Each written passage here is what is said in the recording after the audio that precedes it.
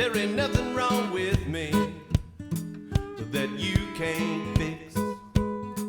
There ain't nothing wrong with me. Hi, it's Brad Maule. Welcome to Made in Nacogdoches. Remember to like and subscribe so we can, get a few more viewers. We hope so. Today we have a very special guest, Father Gavin Vaverek. Am I correct? Absolutely. Yeah. And we've only met a couple of times, but each time, I have a really good friend who I don't want to reveal too much, but she's always like, Brad, you have got to meet this man because he's special and he helps me. And I'm like, well, you probably need confession. And I think he takes it from her occasionally. But anyway, ladies and gentlemen, Father Gavin. Hello there. Hello, Brad. Good to be with you tonight. Good to be with you. I'm just so interested in, you're from Tyler right now, right? My parish is up in Paris and Clarksville up at the Oklahoma border.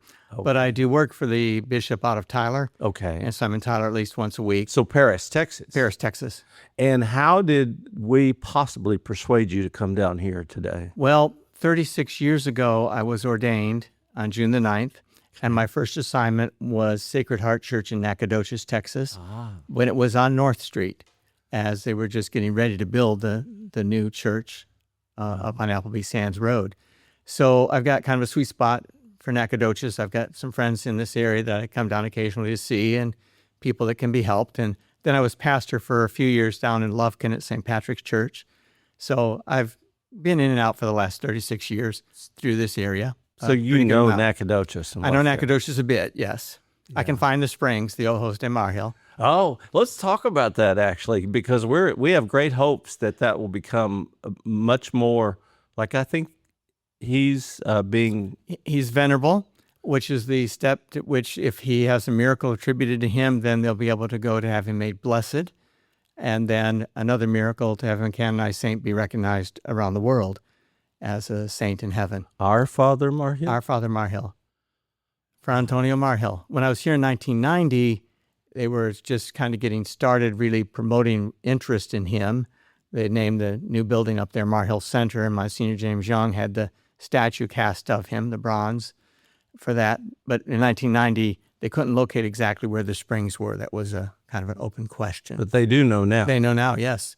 Yes, Yeah. over the years, it's gotten to be where it's marked, and you can actually have a little trail past it, and if it's rained a lot, there's a little bit of mud around it, but it's pretty impressive in my estimation. I bet there's water in it right now. We've had lots of rain. Certainly. Yeah. Well, there's water in the springs even when it's not rained just recently, but when it rains a lot, there's mud that comes over top of the little walkway there because I haven't been in a couple of years, so maybe they got the grading improved there. And we're hopeful that we're going to have a visitor center eventually and make it a really accessible place for people to come to. So I hear exciting things. Yeah. And that historical roots, that the roots of Nacogdoches with those first missionaries coming and establishing the permanent presence here over 300 years ago now. So, yeah. How would they prove that there was a miracle? Is it in historical books? Well, for the beatification process, they would prove the miracle by documentation.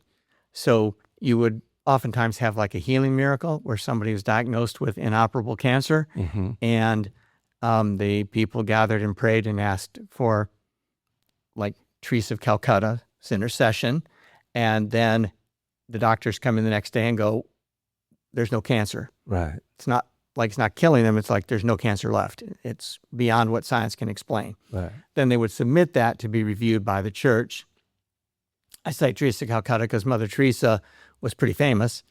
And then after her death, there was a couple of miracles attributed to her intercession, that people asked her intercession.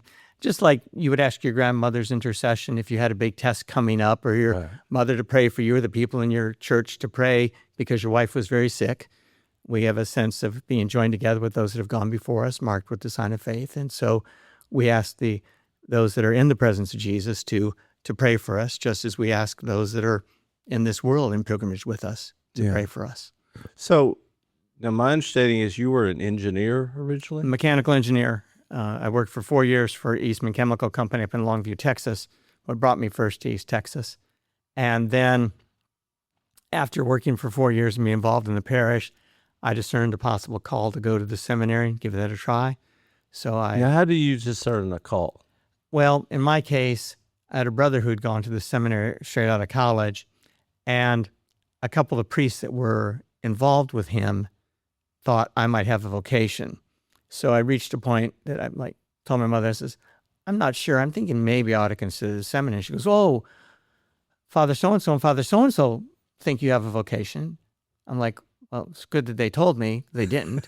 And she goes, they didn't want to tell you. I didn't think it was my place to tell you. I'm like, well, thanks. Okay, but I'm to the point now where I'm thinking maybe it is. So I went and talked to them and decided I ought to go and give the seminary a try. So everybody was kind of rooting for you, but they weren't telling. They were telling me, toward it. right? And I turned in my resignation on a Friday to go to my brother's ordination, actually, and give a month's notice before I left. And a lot of people, at least were completely shocked, but when they thought about it, they weren't really surprised. Oh. They were like, oh yeah, we can see that. Well, So, was that like just stepping off a cliff to you or something? Was it scary? A bit. It was not an easy thing. I had a good career going. Had just been moved a few months before into computer telecommunications, developing a local area network for the whole campus, which in 1985 was pretty sweet work. It was a rising area. Yeah. Everything was really good in my life. It's not a case where I left anything that wasn't really wonderful. But I thought I ought to go and give it a try and put it to rest one way or the other. So my last day at work was the 17th of August, and on a Monday, and on the 19th, I was in seminary. Wow. Started seminary up. And our seminary is a residence program, so you're living, studying, eating, praying with the same group of people all semester long. This is like, it's almost like boot camp or something. You just literally just packed your bags and left? Yes, and moved everything out of my apartment into essentially a nice dorm room, but only a dorm room. Restroom down the hall with the showers. Right. Wasn't. Did you ever wake up at night and go, oh my gosh, what have I done? No, actually, I never woke up at night thinking about going to work. And I tell people, I didn't miss going to work, not even on payday. And I considered that a great sign that on payday you don't even miss it, because God was definitely speaking to you payday there. is pretty good for an engineer. Yeah. So you just assume, just like the birds of the field or whatever, that food and life is going to be. Well, the diocese, I grew up in San Marcos around Austin, and the diocese sponsors seminarians into graduate school. Uh-huh. So they agreed to give me a scholarship and pay for the cost of the seminary. Yeah. They didn't give me any monthly allowance, but I didn't have to worry, because having been an engineer who lived a frugal life, because engineers are inclined to do that, I said, amongst engineers, I was, maybe at the 55 percentile level.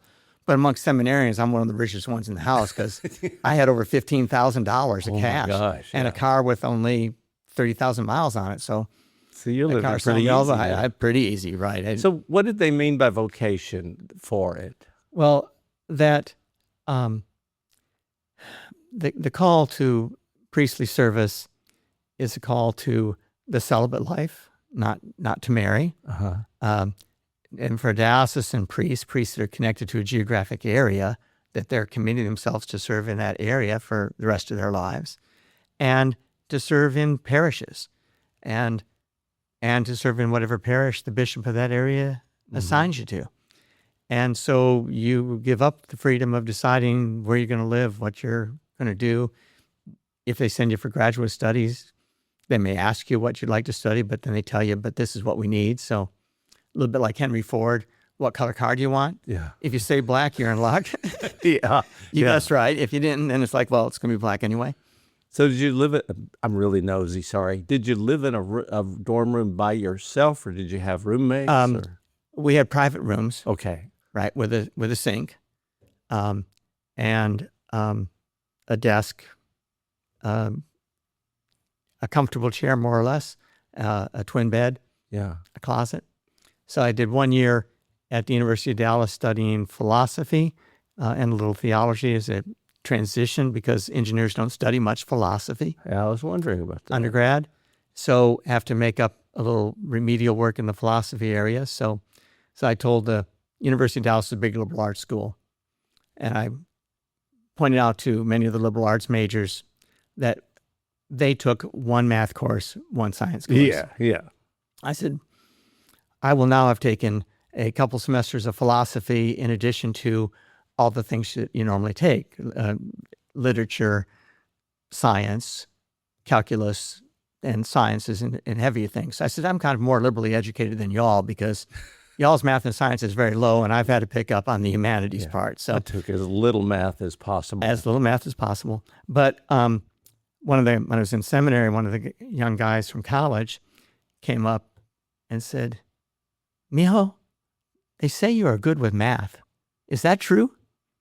Mijo means my friend. Yeah. And I said, I think in this house, about 60 people live in the house, I'm probably the best at math. Yeah.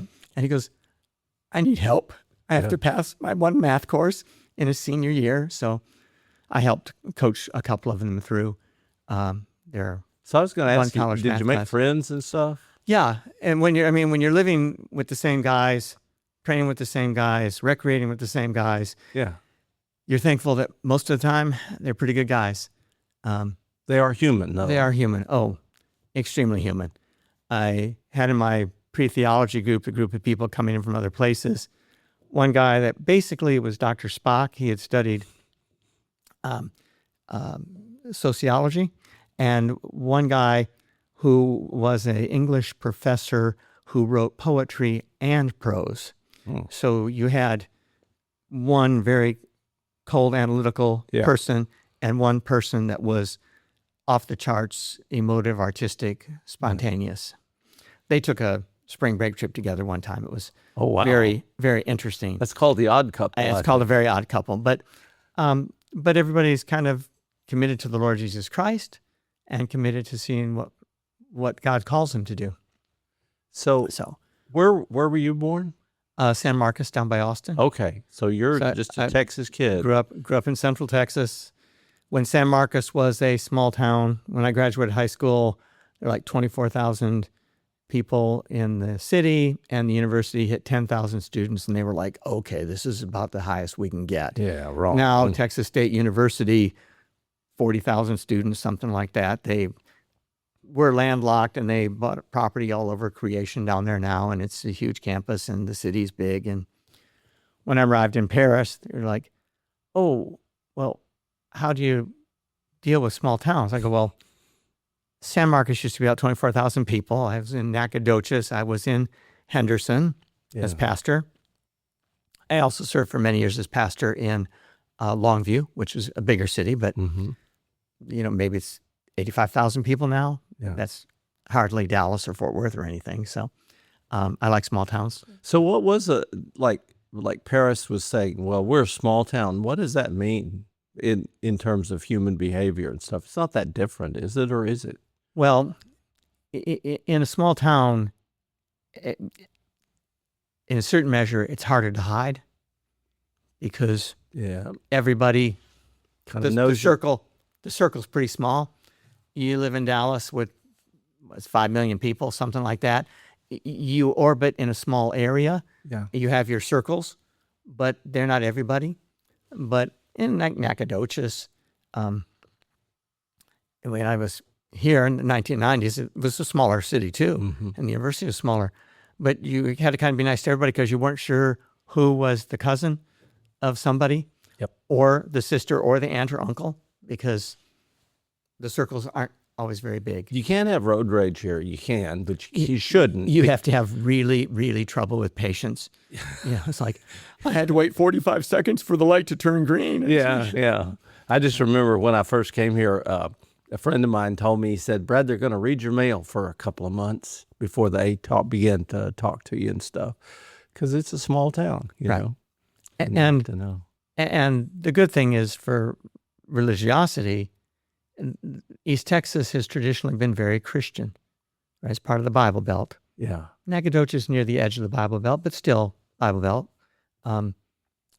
That Christian values, you pretty much knew most everybody you came in contact with was affiliated with a church and can remember the last time they went there. 50 years ago, the last time they went there was probably last weekend because people went to church. Now that's really certainly changed. Secularism has come to East Texas, but still nothing like Dallas or Houston, and nothing at all like New York or Los Angeles with the secularization. Why is that happening, do you think? In some measure, prosperity. Technology. I tell people that in the ancient world, no one could imagine that there wasn't a God because everyone knew their life depended upon forces beyond them.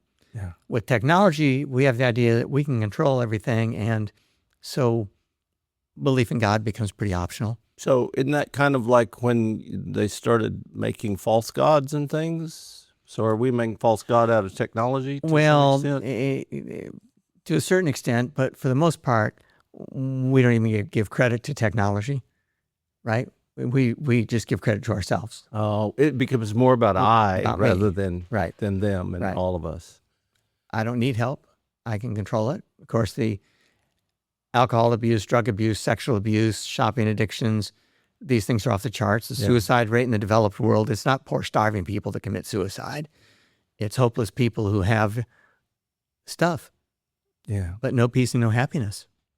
And that's universal to all of us. I think Chris Rock is the one that said there's nobody that's lactose intolerant in the third world. They just want some milk or food or something. My grandmother used to say, if you're like, she's like, do you want to eat? It's like, what are you having? She goes, if you're asking what you're having, you're not hungry. Right. Yeah. That's funny because my dad used to say, I'd come in and say, I couldn't sleep last night. He goes, I can fix that. I'll just get you up earlier, work you harder, and you'll sleep. Yeah. So much more practical in the olden days, I guess. Right. So what was your childhood like? Do you remember San Marcos and hanging out and playing and stuff? Yeah. We didn't live in the city of San Marcos when I was young, and my grandparents lived close by. My grandfather had been a farmer, but had worked to get himself out of farming because it was a rough way to make a living. Yeah. He farmed mostly for sustenance, and then took whatever money he had and invested at first in building some small houses and selling houses. And then when I was young, really, the stock market. Oh, wow. But that was in the days where the stock market depended on individual businesses making money or losing money. It wasn't all the computerized things that... Yeah, was that in the days when it was like at 1,200, rather than 50,000 or whatever it's at now? That would have been back in the 60s. Yeah. But he went down to a brokerage place where the numbers came across the screen, and they had to basically watching ticker tapes. But he invested because he realized that trying to make a living farming was just very difficult. Yeah. And but feast and famine. It was I grew up I have 3 younger brothers and 3 younger sisters. So 7 children.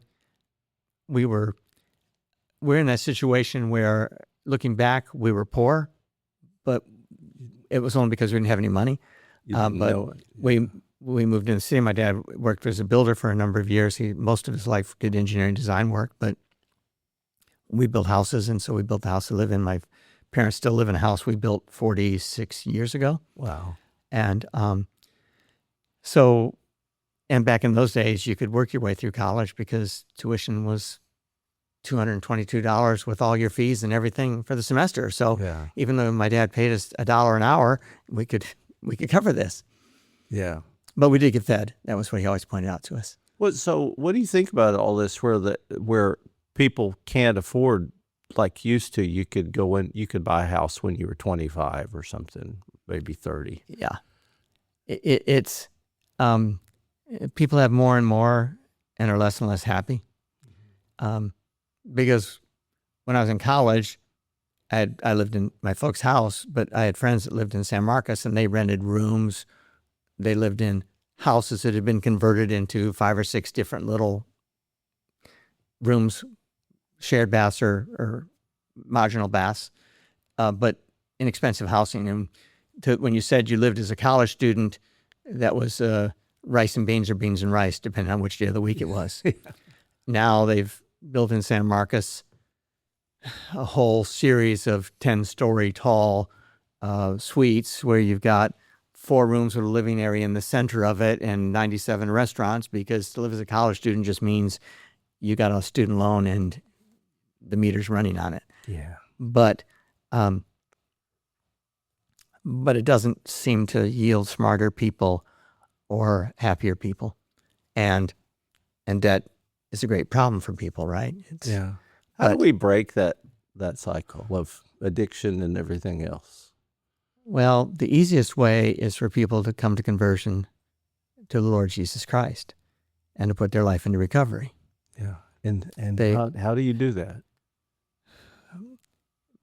Offer people a reasonable alternative, that the Christian life isn't seen to be hugely burdensome, that we're not trying to take all the fun out of life, that getting up on Sunday morning and going to church isn't a great burden. It is what we were created for, that loving your neighbor isn't some obscure notion, but it is what really brings satisfaction to the human heart. And sadly, there's a lot of Christianity that went through a period where it's just about rules. You can't do this, you can't do this, you can't do this. And that reached a point that no one was afraid of the or else what. And they don't care about the rules. But the early Christians, it wasn't mostly about the rules. The early Christians, it was about the love of God, the love of Jesus Christ. And that's what changed the world, right? We had a couple hundred Christians on Pentecost, 100 gathered with the apostles in the upper room, something like that. They went out and proclaimed the good news, and 3,000 were added to their number that day, those that were being saved. And then in less than 300 years, Constantine legalizes Christianity because the Roman Empire was over 50% Catholic, Christian. There was only one church, right? They were all Christians. There was no denominations. Now, I've heard skeptics say that, Constantine wrote all the Bible and just had it all done and all that. Do you know about that kind of stuff? Yeah, if you look at history, it's ridiculous. Yeah. Constantine's mother grew up Christian. Constantine held off, he became a catechumen preparing for baptism, but he held off baptism until his deathbed nearly, because baptism brings away forgiveness of sins. And if you're emperor, you may have occasions where regrettably, or not regrettably, you find yourself compelled into sin. So you want to make sure that at the very end, you get right with Jesus. Yeah. Does But- that happen to a lot of people? That happens to a lot that would like to, at the last minute, Yeah. put their affairs in order. But Constantine, by that time, the Christians had been persecuted. Well, Paul and Peter around 62, 30 years afterwards. Ignatius of Antioch, early 100s, they drag him from Antioch across to Rome to put him to death as a bishop. But the empire became more and more Christian because people were moved by the witness of love. Because when the persecutions broke out, the Christians prayed for the people that fed them to the lions. And that moved them. When there was a plague and everybody that could leave Rome left Rome to avoid the plague, Christians stayed not just to take care of their own family members and friends, but they took care of the sick throughout the city. And a number of people lived because there were Christians there to take care of them. And no matter what kind of a pagan god you believed in, the fact that all of your family left to go to a safe area, and the people that took care of you and saved your life were these Christians, Yeah. there might be something to this whole Jesus thing, because who stays in the dangerous area and risks their life for the sake of a stranger. That's called a transcendent moment, I think. Yes, right. And it's a love that opens eyes and hearts. And this is what Christians have to return to in the post-Christian world that we live in. Is this what happens to us when there's a hurricane or a 9/11 or something like that we gather together? Yes, there's like on 9/11. A secular humanist cannot explain why it's a good thing for a firefighter to rush into the World Trade Towers. Mm-hmm. In fact, theoretically, they would say this is crazy. But nobody on 9/12 was saying, I wish my husband hadn't rushed in. I wish my brother hadn't rushed in. Because deep down in the human heart, we recognize certain truths that are transcendent. And don't we kind of do that every time anyone gets sick? In the community that people bring pies and casseroles and... It depends on the culture that you live in. Certainly 50 years ago in East Texas, your house would be filled with food. Yeah. Many people live much more isolated now than they used to because I don't know what the percentages are, but post-COVID, there's a lot of people not going to church on a regular basis in East Texas. Mm-hmm. I think that COVID, technology groups put out, where technology is going in the next 10 years, projections. And they say that during the COVID year, they basically advanced 10 years on the adoption of technology. Because if you think about it, at the beginning of COVID, no one knew what Zoom was. Yep, correct. And now, in East Texas, you can have Zoom meetings. Even people living in Nacogdoches. No. It became mainstream. And how long in 2018, how long will it take before people in East Texas are holding meetings with audio over the internet? Yeah. 10 or 20 years, right? And half less. Because I was a teacher, I did it all that time, right. And it was the most soulless kind of teaching ever, I felt. Right. And when COVID hit, the ability to actually do teaching over the internet was almost non-existent. Yeah. Right. Now we have much better techniques for doing meetings, for educational things, for distance learning, because even colleges are now doing classes by it. It's not just as good as being there, but for people that can't be there, it's better. But in 1 year, technology adaptation came forward 10 years. I think secularization that was nibbling away at Christianity, that decline also advanced 10 years because you had many Christian groups that really devastated by that because it became very apparent that a lot of mainline Protestant churches were all at-risk people because of their age. They had very few young people in their congregations. I knew some pastors that are like, yeah, we're not going back yet because 80% of our congregation is over 70 years old. I'm like, well, that's a real problem. Yeah. And ordinarily, you'd have a chance over 10 years before you notice that big of a problem, but it kind of struck all at once. And a lot of people found with the lockdown, I can listen to my pastor on the internet. I don't have to get up and listen to him at 10 o'clock on Sunday morning. I can watch him delayed. Mm-hmm. I don't have to listen to my pastor. I can listen to Joel Osteen. Yeah. I can listen tomorrow. And then they don't. Yeah. Because they lost that human connection. But also gathering in a group was lost. That's right. Well, this is a human connection, not just with their pastor, but with the congregation. Yeah. Right? Because the reason people took food was because they knew, Brad's wife's sick. He's going to be starving because he don't know how to cook. Right? So this is the community would rise up and take care of this, right? Somebody had a baby and had complications. I was talking to somebody, somebody died, you were lucky if you had a freezer because you could freeze the number of casseroles that were arriving. Now, sometimes people will pick something up at the restaurant and bring it by and drop it off for you. Yeah. But you don't have, a lot of times, those close community interactions of real people. So I've noticed in Deep East Texas, where we live, they say, well, you're behind the times, but we're behind the times in a good way sometimes. Oh, yes. You know, Absolutely. The secularization hits here, but not as strongly and not as forcefully as it hits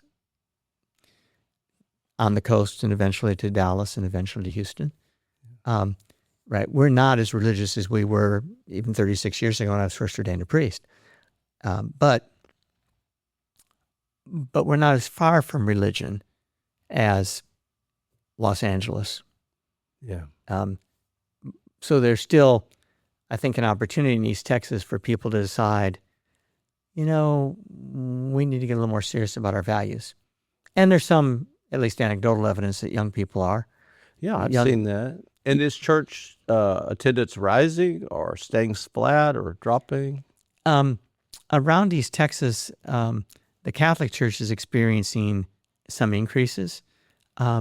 We had, and quite a few places around the country had some large groups of people the last couple of years seeking baptism, seeking to come into communion with the church, seeking to live their life as part of the community of faith. I know around Tyler, there's a significant uptick in like 24-year-old single men, which is not a group that typically was looking for religion. But they're on different paths, but they're looking for something real. And so they start looking on the internet for something real. And the Holy Spirit works to guide people, right? Most people don't come to the love of God by reason. They hunger to know something that's true and are open to recognizing He who is the way, the truth, and the life. So if somebody was afraid to, say, COVID took them away from church and they just stopped going, broke the habit, and they are not a member of the church, but they just decided to just kind of casually walk in one day, could you describe, like, what should they do when they go there? They sit on the back row? They go to the front? Well, the very front row is difficult in that we have what they sometimes call Christian calisthenics. You stand, you sit, you kneel, you stand, you sit, you kneel. Yeah. And so if you're in the very front row, it's hard to cue off of everybody else. Yeah. But if you sit a few rows back, then you've got some people that you can cue off of. Okay. If you have children, I say sit close up to the front so they can see what's going on. Okay. Because it's much more interesting if kids can see. And for adults in certain measure, they can see. But we, like somebody who comes from a Baptist or a Bible church community that doesn't have a particular book of worship, they're not used to having a set ritual. Mm-hmm. When we talk about having everybody on the same page, we have everybody on the same page essentially all around the world. We're reading the same scripture passages on the Sunday in every country of the world, basically. And we're saying the same prayers in whatever language we're praying in. It's the same prayers. And that can be a little different. A lot of times, if they're in the pew and don't know what's going on, the person next to them will pick up on that and go, here's the page in the book to be on. If sometimes I know somebody's coming as a visitor, and I'll be like, Carol, would you help them because they're clueless as to what they're doing? And I had somebody who was like, they went to church with a couple, and they're like, I don't use the little booklet because they know what's going on. And I was struggling trying to find the page for these people because I'm like, I know it's there somewhere. I know it's like, so, I'm sorry, I don't use the book regularly, so I don't know. And they're just looking for God or Jesus right now. Right. But the person what I tell them is, don't worry if you don't stand up at the right moment, if you don't sit down at the right moment, it will get easier. But just try to listen. One of the great advantages we have, since the Mass is no longer said just in Latin, but in vernacular languages, is people can come and understand what's being said. Right. Well, if they'll get past the nervousness and just listen, they're like, oh, the words are not familiar, but the God is familiar. Yeah. And the sort of the melody of the words. They can connect to it because there's a transcendence. So can you just sit there and let the word wash over you if you want to? Absolutely can. If you're not obsessive compulsive American that has to feel like you're in control of everything. And I've got some people that come to weekday masses where there's not so many people during the week. We have services every day and they're a little simpler. So typically half an hour instead of an hour. But they come because they like to be in a quiet place to pray. Uh-huh. The feeling of the place is good. They walk in and they feel a holiness in the spot. It's, if you've ever had the experience of going to the great cathedrals, there's certainly some amount of awe in connection with the building. Yeah. But there's a transcendence as well. It's not just that it's a big, beautiful building. There is something definitely of the holiness connected to it, which many people only have a vague sense of. I knew somebody who went to church at lunchtime. It was close by where they worked, and it was air conditioned, so they could go and do their spiritual reading. Yeah. And they went in and 4 days a week for several months. And one day they're like, what is it about this place that's different? Because it's not just that it's air conditioned and quiet, right? There's a holiness connected to it. And she said, it's like there's that box up in the front. There seems to be something about that. And we have in most of the churches up in the front a lox box that the hosts that are not consumed at communion time are put into. Mm-hmm. We understand that Jesus, my flesh is real food and my blood is real drink, that this is really Christ. And so this is God's presence in a tangible form. And she's like, there seems to be something special about that. What's in that box? I'm like, Jesus. And she goes, well, that would do it. Yeah. Yeah. That would do it. I had somebody walk into the church the other day. They were new, and I just showing them the church, and they walked in and they were just like, wow. They could just feel the holiness of the space. Now, you talked about one of the people that was in seminary with you was more artistic and in that sort of, do you think that empath or that kind of people that have that kind of spiritual sense, are they more inclined to feel what's in the box? Or they're certainly more inclined to feel it because that's how they engage the world, right? Is by feeling. They're more in tune with the senses. That's not how Spock on Star Trek experienced the world, right? He experiences it through reason and through understanding and through study. Like an engineer, An engineer, maybe. Engineers have an advantage over the strict scientists in that while we like to understand why it's this way, the main thing about engineering is this is how the world works. How do we apply that to our advantage? If I can understand why it works this way, that's good. But I recognize if you do this, this is what happens. And so we can apply this in this direction. And do you apply that to being a priest or a father? Yeah, I tell people I'm a recovering engineer. You don't really get over it. You just kind of manage it. Okay. But engineers solve problems you don't know you have in ways you don't quite understand. And so I am constantly on, you might try this. This will work. Oh, yes, I understand your situation, and here's a way to look at it that you can start to find a path. Now, see, I think out of it. When someone goes to like a psychologist or psychiatrist and I've been before. My biggest frustration was, I guess I wanted an engineer, because I was like, tell me something. Don't say, and then what? Right. You don't say, and then what? You say, if you do this and this. Or not. I offer alternatives, right? You could do this or you could do that. You get to decide. I can't make that decision for you. But this would be a way forward. This is another way forward. This way, you're going to be fighting against it the whole distance. This way, things will start to line out and go better. So if you told us what is the way forward, what is some of the steps that we should take? Know, love, and serve God and neighbor.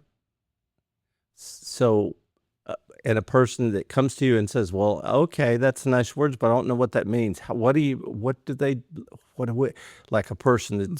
do? Do you have any spiritual background? Yes. Right. If you have some spiritual background, first thing I ask people is, are you doing those things that you know you should be doing? Do you think that we're born knowing what not to do? No, I think we have an inclination to the truth. Because we were created in the image of God.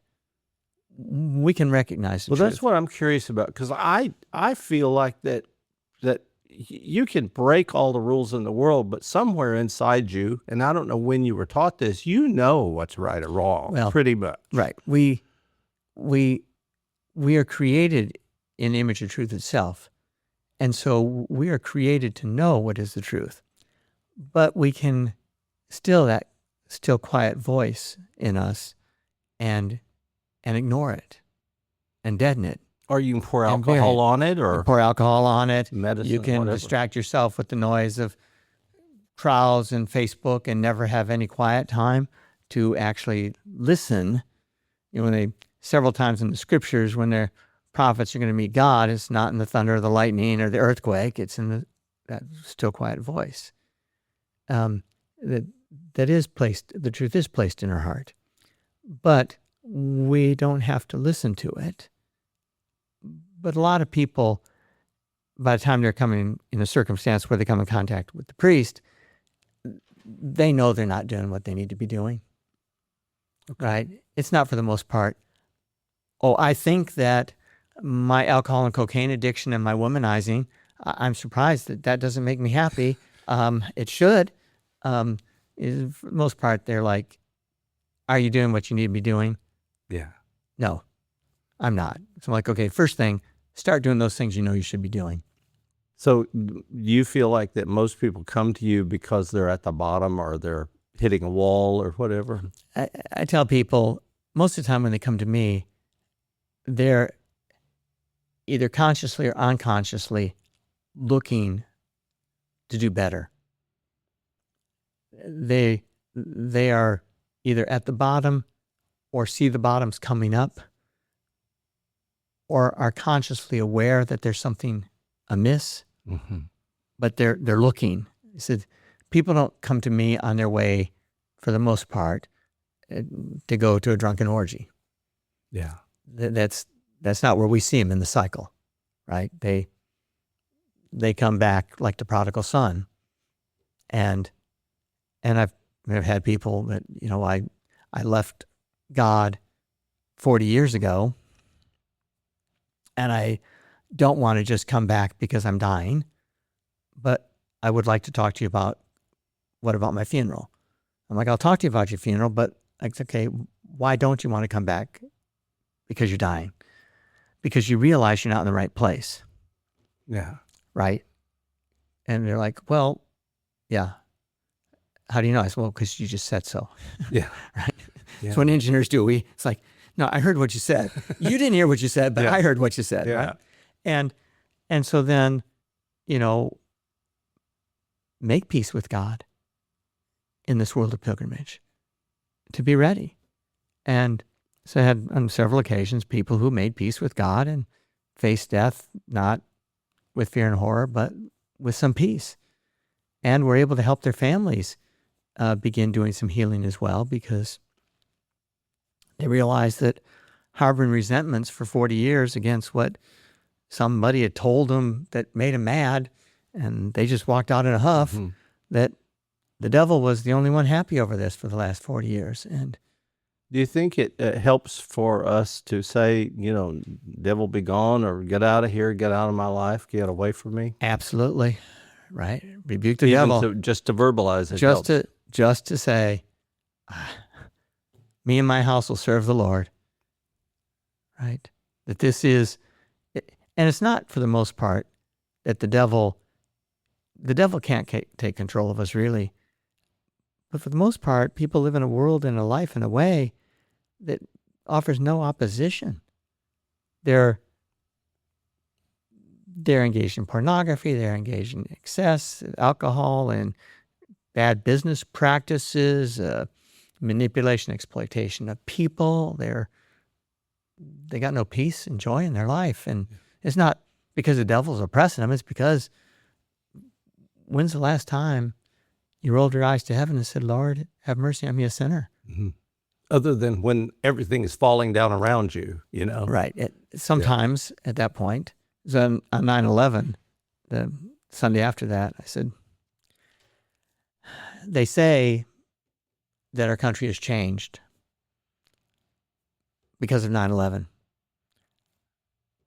I say it hasn't, because we will, in a couple of weeks, be mad about 9/11, but it takes more than being mad to actually change your life. And changing life costs something, because you can't be the most important person in your world. And several people were very upset because of such skepticism. But of course, this is what happens. And more, we have a way to numb it or get rid of it. By even turning on the television, you can kind of forget about it. Absolutely. And you go to war and unleash your anger, but it never brings peace. It never brings healing. And I'm certainly a strong believer in traditional Texas values that evil needs to be fought against, and at times it needs to be fought against with lethal force. Right. Yeah, no quarter for evil. But you got to be clear, hatred doesn't motivate champions. Love motivates champions. The men, for the most part, that went to war in the world wars were not really primarily motivated by hatred. They were motivated by love. Yeah. That there was something worth living for and something worth dying for. Yeah. And I saw it in my father, because he was World War II, and they didn't go because they had anger. They went to save somebody. right. And not just to save their neighborhood. No, They went to save. I mean, they didn't just fight for our freedom. They fought for freedom of people all over the world. Yeah. Literally all over the world. Yep. And not just because, well, you needed to fight for them because otherwise eventually it would have come home. Yes, but that wasn't the driving force. I don't think we do that deep of thinking most of the time. Most of the time not, right? And social media isn't inclined, no offense to podcasts and things like that. There's some excellent ones out there. But a lot of social media is driven on anger, emotion, right? You say Jesus is Lord, you get 3 likes. You post out, can you believe what a stupid thing this person said or did? And it goes viral. And it's monetized based on eyes on screens for advertisers. Yeah. We made $2.55 2 weeks ago. Okay. So I'm monetized. Another week like that, you'll be able to go to Starbucks. Yeah, I know. Maybe. Plain coffee, small. Yeah. No, nothing in it. Just That's right, black. just coffee. There you go. So what is it I saw today? Sensus fidelium. Have you ever heard of that? Sure. The sense of the faith, of the faithful, right? And this touches back what we touched on before. There's written in the human heart a recognition for the truth, right? Believers have an ability to recognize what is the truth. There's sometimes where you hear people say something, you're like, that's a little peculiar. But there's other times you hear people say something, you go, sure, absolutely. Yeah. Right? No doubt. And there's some people that Scott Hahn was a Presbyterian. He was very anti-Catholic, and he came into communion with the church at a certain point. And he says, I found out that the whore of Babylon wasn't a monster, but was my mother. Because he said, I found out that I kept coming up with scriptural insights that were unique, only to find out that somebody already wrote a book about it.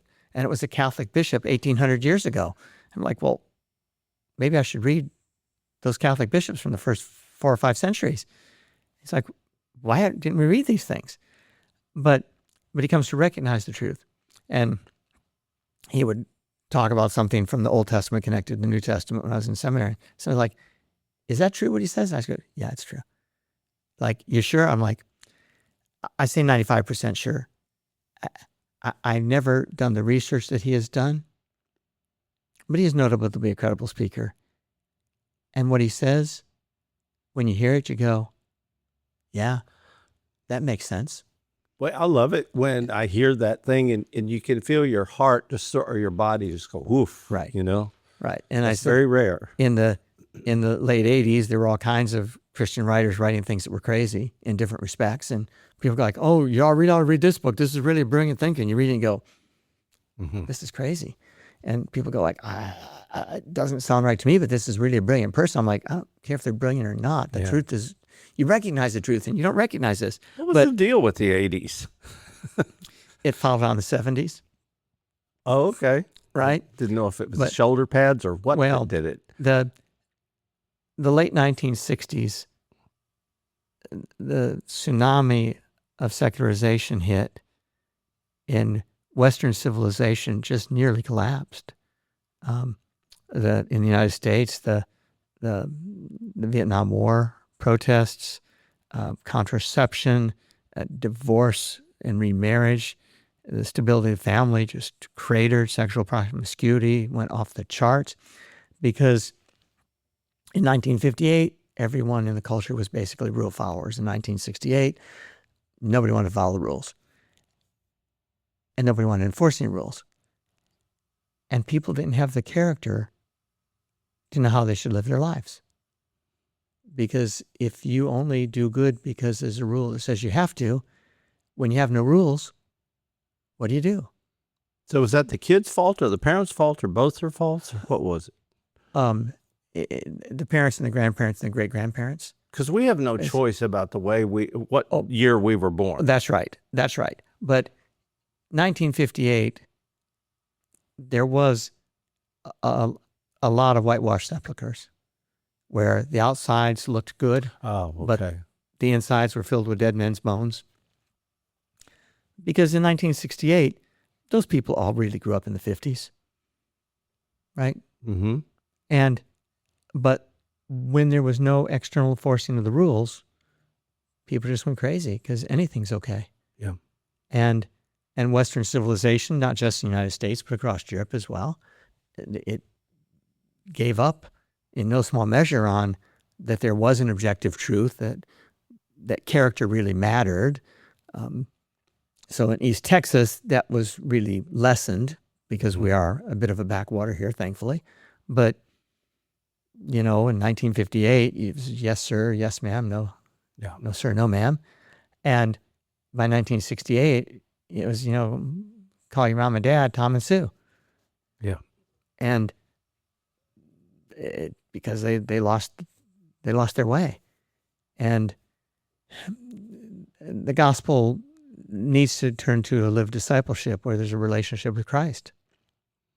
That we recognize it's not just that we have to follow a certain set of rules, but we're invited into a relationship of love. And that love is about serving the other person, not myself. That's a key thing, is that a lot of people are like, well, I don't feel love. I don't know. I don't. A lot of I's not, and they're missing a point. It's the other people. Right. That we involve. Right. Love actually seeks the good of the beloved, not my own good. And hard to differentiate for that, for us. Right. In our culture, we're very me-oriented. Very me-oriented. It's about what do I get out of it? Yeah. Even for going to church, people are like, well, I just don't get that much out of it. I'm like, okay, but the purpose of going was to give worship to God. not about your not habit. worship to yourself, right? But this idea that, oh, you go because you get so much out of it. Well, it's nice if you do, but it's not like going to a restaurant that I enjoy it. That's why I go. It's in a certain measure like honoring your father on Father's Day. It's not about you. It's about him, even if he's a fallen and broken person.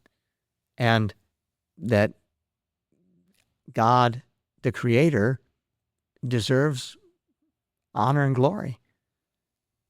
Not because it makes me feel good. Now, as it turns out, God's more generous than we can ever imagine. And so by giving him praise and glory, we actually become better people. Loving and serving and giving to others actually enriches us more than anything else that we could do. Is it like a habit? How long does it take? 30 days? Well, that's what they say. It takes 30 days to form a good habit.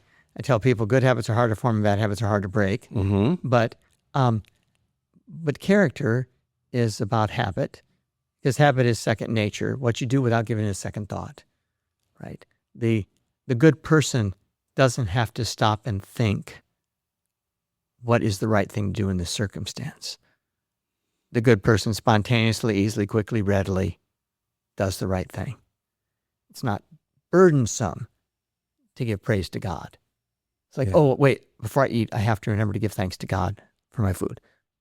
Well, that's becomes part of who you are. It's like, well, how would you ever eat without giving thanks to God? Just part of who I am. And to not gather to give praise to God, like during COVID, I mean, it was very hard for some people because they're like, Father, we want to be gathered together to give praise to God. And I'm like, in many places of the world, Christians can't do that. So we suffer for that. But in Texas, thankfully, it was the smallest amount of time possible. Mm-hmm. But so I was going to ask you, like you said, the 50s were this way, the 60s were this way, and I guess the 80s were kind of a hangover or whatever. I don't know what they were. Yeah. But where are we now? You said there's a little bit of revival going on. Yeah, but there's amongst younger people, there are certainly people who are religious now, no matter what their age. Well, say if they're under 65, they've had to make a choice to be religious. Over 65, maybe the culture carried them through there. Over 75, they could certainly be just culturally Christian. But for the most part, under about 65, they had to make choices. So you have a young couple that's in their 30s or 40s. They've made decisions to be Christian. They're intentionally that, not because this was what everybody in the neighborhood was doing. And so you have people that are reestablishing a Christian life that is intentional and not just cultural. And now you have groups of people in their 20s and that are looking for the truth, that look around them and see the answers society's given are not producing happiness. Look back at history. When was there something worth living for? Because if nothing matters, nothing matters. And what's the point of becoming a billionaire if there's no value to it? Trillionaire. Actually. A trillionaire. Yeah. Right? Because it's like Warren Buffett is way into his 80s. And the most useful thing he can think to do is to go to work and earn more money. I'm like, I just cannot imagine. Because at a certain point, a lot of go to work and give the money away. I've heard because you can't take it with you. Yeah, there's no trailer hitch on a hearse, as they say. There's no trailer hitch on a hearse. Yeah, absolutely. Do you think Constantine had just as good a shot at getting into heaven as somebody that was religious their whole life and prayed to God their whole life? Tough questions. Tough questions. Just as good a shot. It's only by the grace of God. None of us is good enough that we really deserve that. We have a sense that if you die loving God, but still tarnished with effects of sin, that there's a final cleansing, a purgatory, in Maccabees, which is one of the books that was written in Greek the last 3 centuries before the coming of Christ, which got dropped from the Bible at the time of the Reformation. But at the Maccabean revolt, the army went out and fought the day before the Sabbath, and a number of the Hebrew people fell in battle. When they went out to pick up their bodies, they all had the little pagan god amulets, little good luck charms. What could it hurt? Well, we don't know what could hurt, but all the ones that were dead had the little pagan gods on them. And they took up a collection and sent it to Jerusalem. And it says in Maccabees, it's a good, noble thing to pray for the dead. Jesus and the apostles mostly quote from the Greek scriptures. That's would have been part of what Jesus and the apostles would have believed, praying for the dead.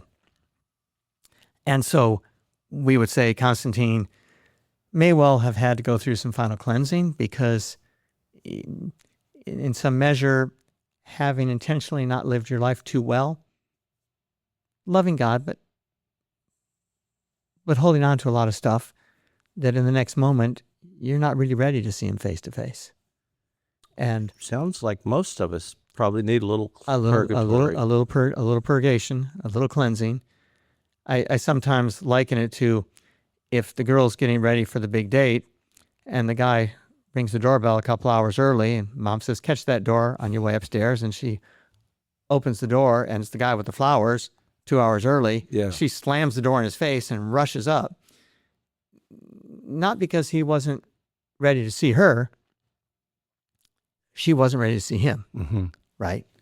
And in some measure, when we die, we will recognize exactly where we stand. And those soldiers that died with the pagan gods on them, they died defending Israel, which is a good thing, right? Fighting for the cause of things. But they had also trusted as a backup on the pagan god, case, which is not a good thing. But could see where you're certainly not going to go to hell for this, but you're not quite really ready to see God face to face. What sends a person to hell? Their choice not to love and serve the Lord. We don't accidentally go to hell. We chose to love and serve. Definite choice. Not that I chose hell. I chose not to love and serve the Lord.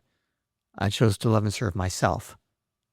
And Jesus says, the Son of Man comes again in the clouds, and they all are raised up. The souls animate the bodies once again, and they're separated like sheep and goats.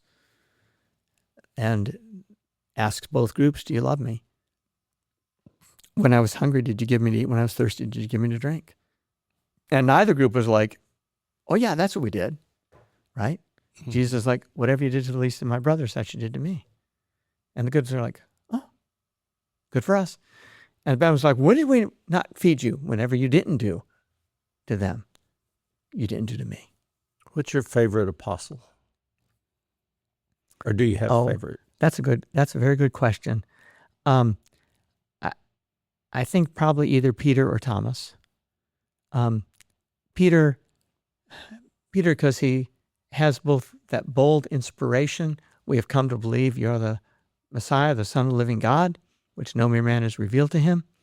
And then 2 verses later, Jesus is like, the Son of Man is going to go up to Jerusalem and be put to death. And Peter is like, heaven forbid such a thing would ever happen, right? Lord, even if I have to die with you, I will not deny you. Well, this very night you'll deny me 3 times, right? And he did. And he did, right? This is Peter who is bold out there, but also so why do you stumbles. like him? What's going on personally? That sense that on a good day, he's right there, first to speak up. Good time. First to be counted. On a bad day, he sleeps through his prayers and lashes out with the sword. And Thomas? Thomas, because of that encounter after the resurrection, I will not believe unless I put my fingers in the nail prints in my hand and his side. Right? Doubting Thomas. Doubting Thomas. Doubting Thomas, I just realized. Right, doubting Thomas. Dumb sometimes. Yes. But that, his inspiration to realize in the resurrection, Jesus didn't have the lacerated body from all the bruising from the He was whips and renewed, things like right? this. Right. But he still carried Stigma. the nail prints Yeah. and the pierced in his side. And Jesus is like, put your finger in the nail print, put your hand in my side. Stop your unbelief.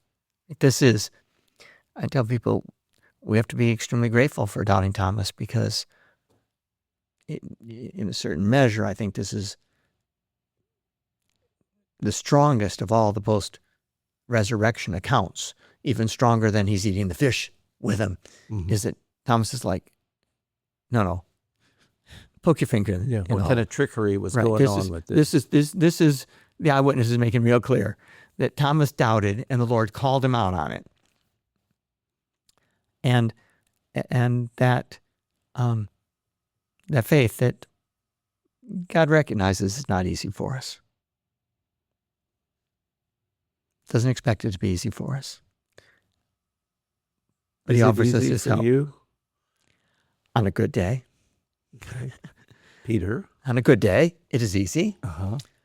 And I've been ordained for 36 years, so I'm going to be 68 this October. And so I've been practicing fairly intentionally all my life, but you could say very intentionally the last 40 years. But I basically went to church essentially every single Sunday of my life. Mm-hmm.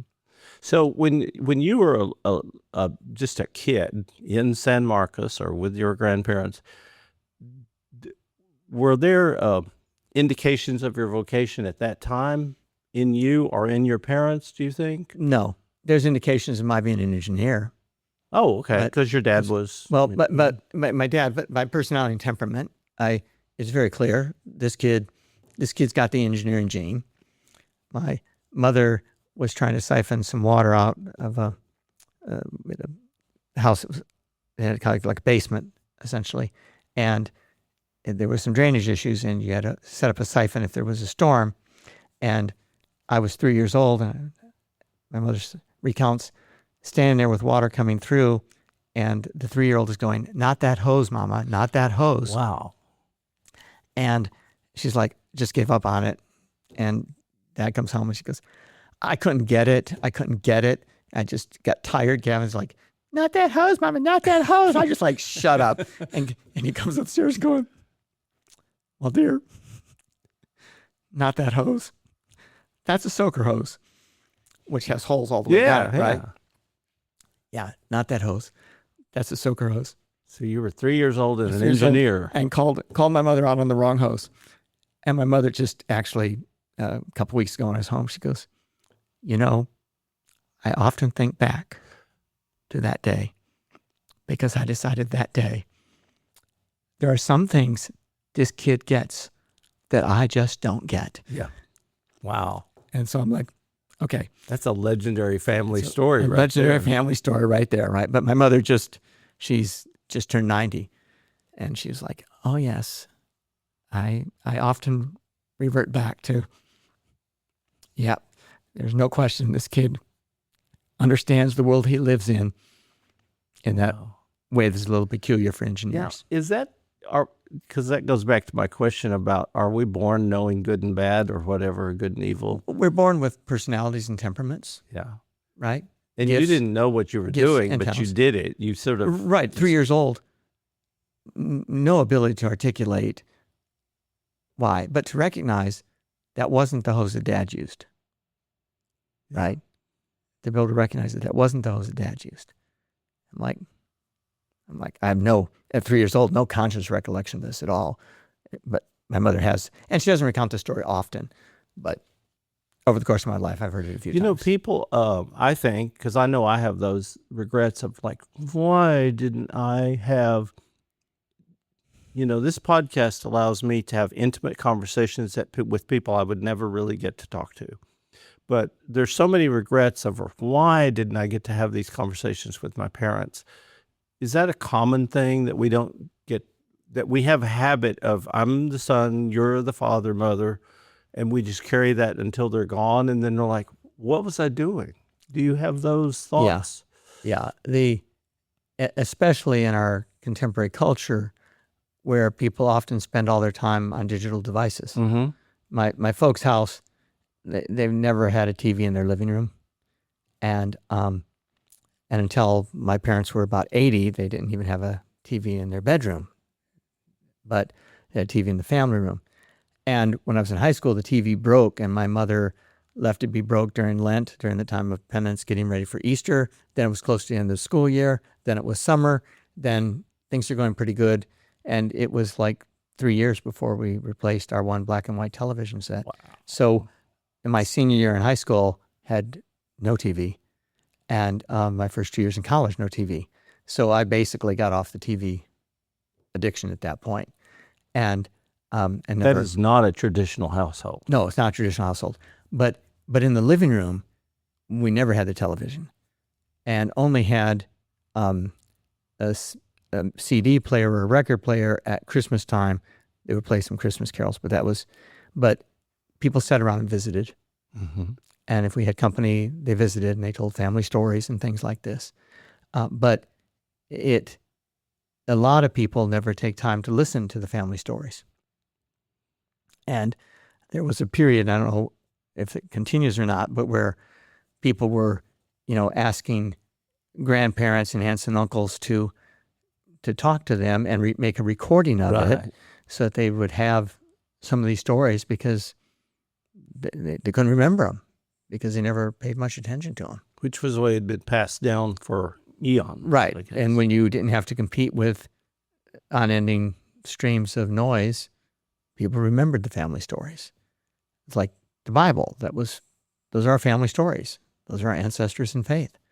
But people get caught up in TikTok and Facebook and all the different kinds of things, and in the drama of the moment and whatever, and they lose track of real people and real relationships. So how do we go back, or how do There's we no go forward? There's no one going back. There's only going forward. Yeah. Right? Only going forward. There's some 20-somethings that are turning away from social media.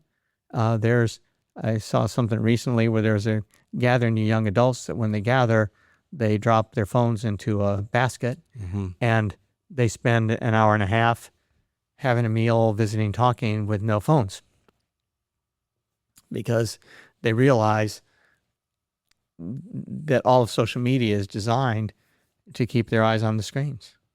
Right. With social media, you have to remember the customer is always right.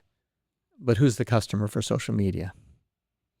You are. The algorithms are coming. Advertisers. Yeah. The customer is the one who pays. Right. We're not customers of social media. We're the product being sold. Yeah. To advertisers. Lest you're prideful, though, your eyes on the screen are only worth about 0.06 cents. Right? That's how you make $2.55. Yeah, I know. It's because you get 1,000 eyes out there at less than a penny a piece. Well, the yin and the yang of all that is that it's obvious I'm not doing this for money. Right. Because, won't buy a cup of coffee. Right. But that is a question. Why are you doing it? Have you ever had a dark night of the soul? I've heard that term. Yes. That's where you have no sense of consolation that your prayers are being heard. A lot of times we have experience of praying and we feel close to God.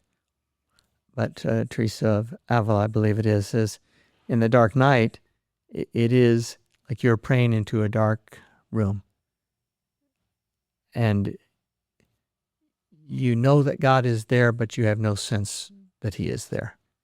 And we oftentimes feel like our prayers are better if we feel moved by them. Mm-hmm. But when you feel moved by them, you tend to pray because it makes you feel good. In the dark night, you only pray because God is good and deserves your love, even though you don't feel good getting about anything in the bargain or whatever. Right. You are, but you don't know it. Right. Feel it. St. Teresa of Calcutta lived much of her life with no sense of consolation and closeness of God.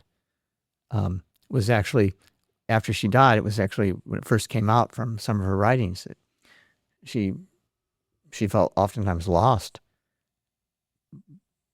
But she's like, even if I'm lost for all eternity, God deserves to be loved, and these people deserve to be loved. What do you think Father Marhill was like? Because I heard Peggy Hasso the other day and Father George here from the local parish were talking about Father Marhill. That was the point of the Rotary speech. But they were talking about that they had his sandals, but they were in pretty good condition because he walked barefoot for all of these hundreds of miles that he walked.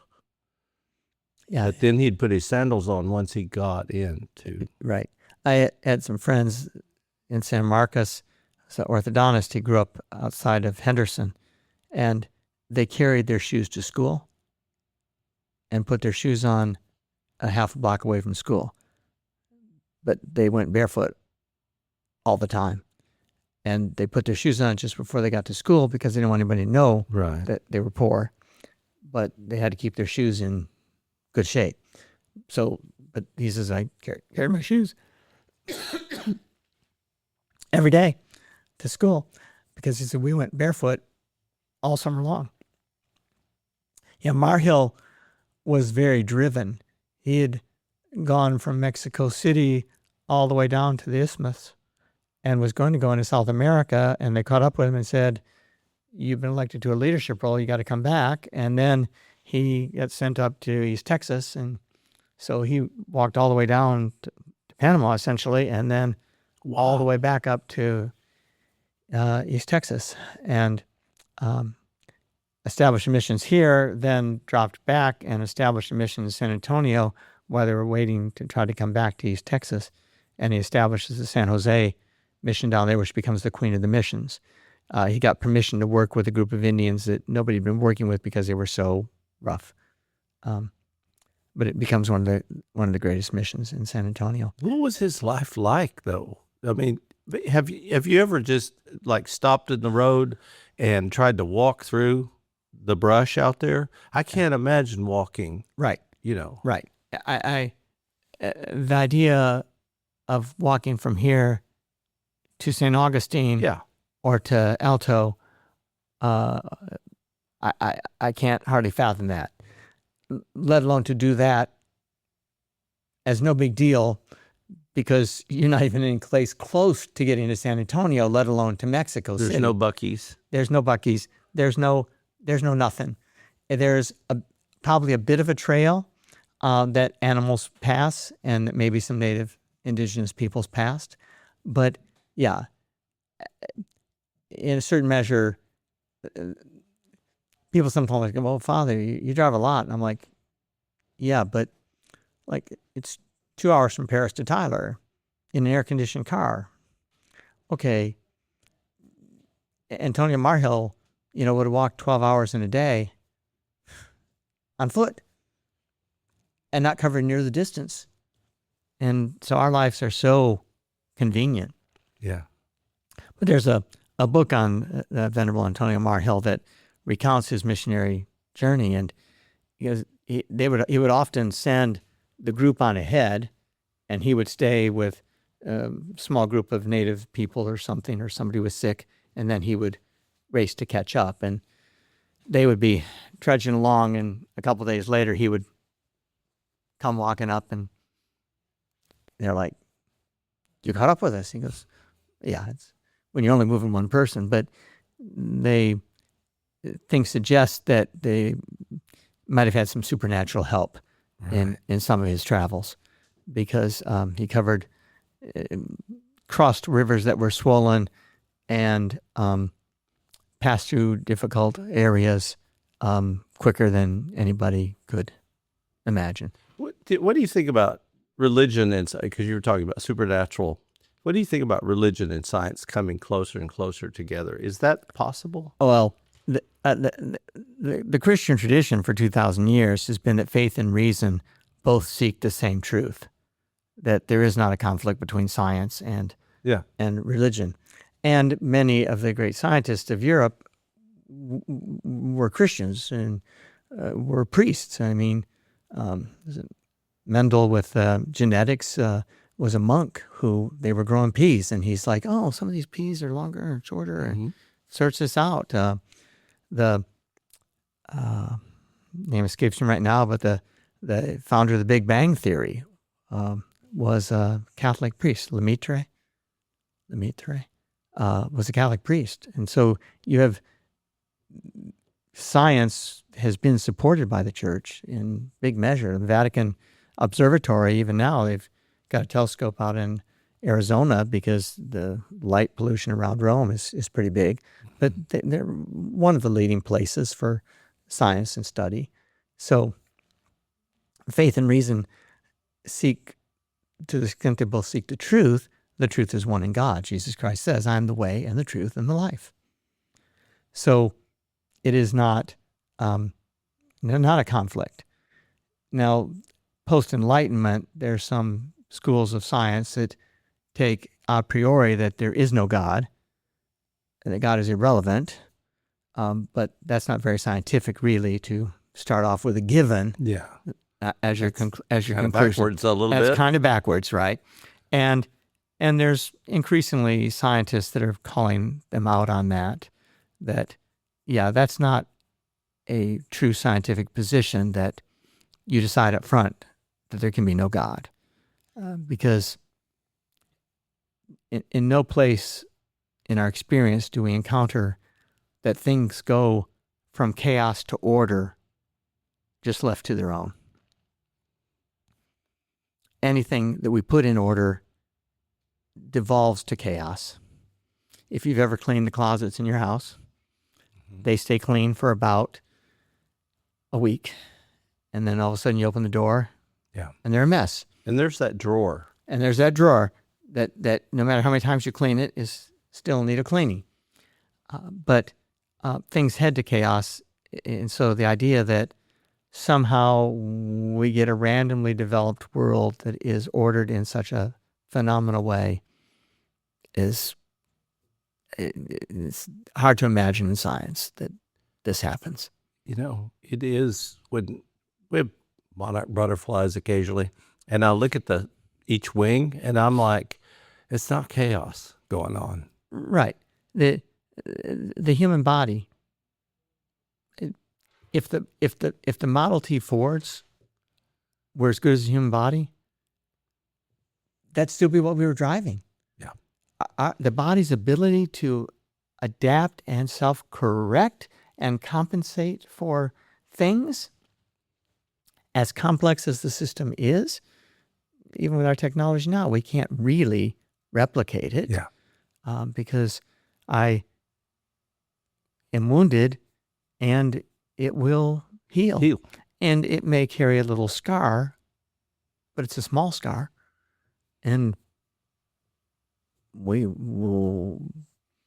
can come up with some plastics and things will kind of reseal, but they're not integrated like the body with living tissues and things. So, I'm always struck in the grocery store because I'm looking for a particular item down an aisle, and I go, my brain, I'm just sort of amazed by that simple task that we can identify what we want and pick it out through thousands or hundreds of things. And it's a simple example, but right. And we are an amazing creature. Right. And with AI, they can take a camera and sort out the image and pick it out. But it's got to be connected to a computer farm that's using more power than 15 cities. Yep. To drive this. And it can't decide why we want it. Yeah. No. So it's a current topic. What do you think about all these data centers? I was amazed a few years ago when they started talking the magnitude of these centers, because from an engineering perspective, we're like, you can't really consider that scalable if you're going to have to put in a power supply to generate enough power for the city of Dallas to run a data farm. This is not workable. But it turns out there's enough money connected to it. It is workable right now. It's workable in a certain economic fashion. Is it? Now I look at it as cell phones start out as brick phones or whatever. They're big, then they get tiny. Is this one of those things where we're going to look at these giant buildings eventually and go, oh, well, they shrunk that into a little satellite and it's up in space now? So what was it? What do we put in them now? Yeah, there's certainly some of that, and they're certainly betting a certain amount on that. But they've gone a long way in shrinking these things down already. And there's likely to be some nonlinear breakthroughs of methodologies that approach this from a different perspective, because they use a lot of brute force in this.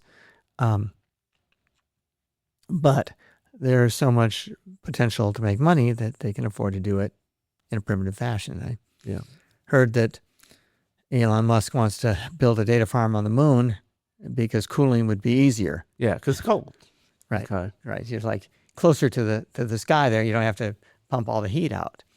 It is a little interesting how global warming becomes less of an issue as the interest in these data farms became more of an issue.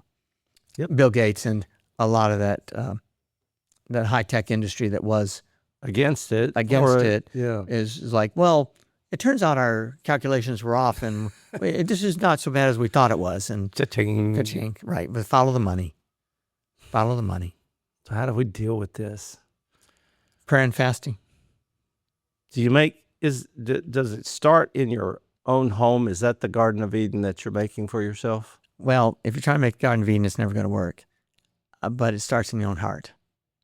Right? Okay, so even smaller than the home. Smaller than the home. Right. And we recognize the reason we don't live in the Garden of Eden is not because of God. It's because of man.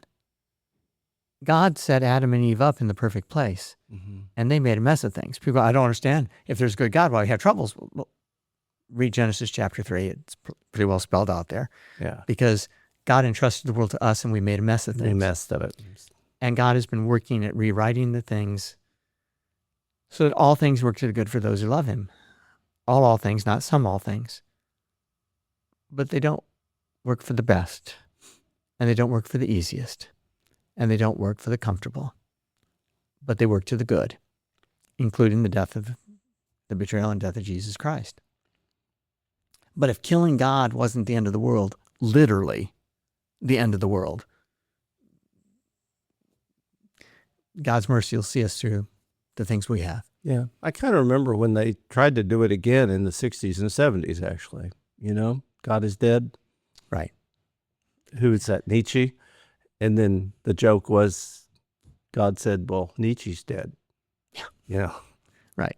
This is the Adam and Eve wanted something more than the things of this world, because they were created for something more than the things of this world. They reached out for it in the wrong way.